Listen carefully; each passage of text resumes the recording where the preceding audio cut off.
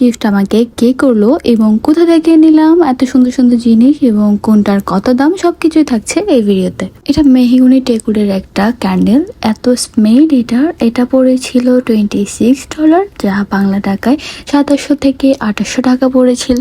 এটা ঢাকনা ওপেন করলেই পুরো ঘর স্মেলে ভরে যায়। এটা হচ্ছে ছোট্ট একটা ক্রুশের কোস্টার। এটা পড়েছিল মেবি $1 মতো, যেটা বাংলা টাকায় সবাই জানেন এটা কত হবে, 100 থেকে 150 টাকার মধ্যেই। এটা প্রায় সময় তোমরা আমার ভিডিওতে দেখেছো এবং এটার আউটলুকটা অনেক সুন্দর আসে।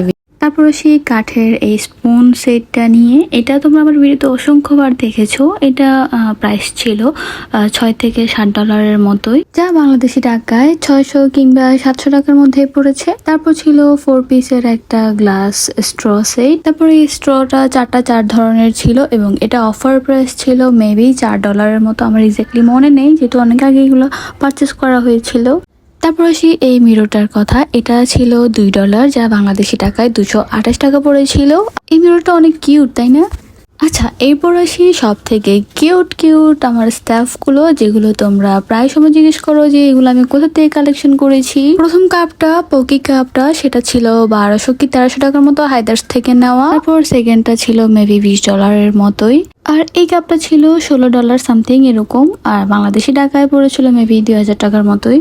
আর এই কিউট সবগুলো জিনিস নেওয়া হয়েছিল শেইন এবং তেমু থেকে। আর এগুলো আমাকে গিফট করেছে আমার ছোট বোন। আসলে আমার বোনগুলো পারে না, তারা পুরো দুনিয়াটাই আমাকে এনে দিতে।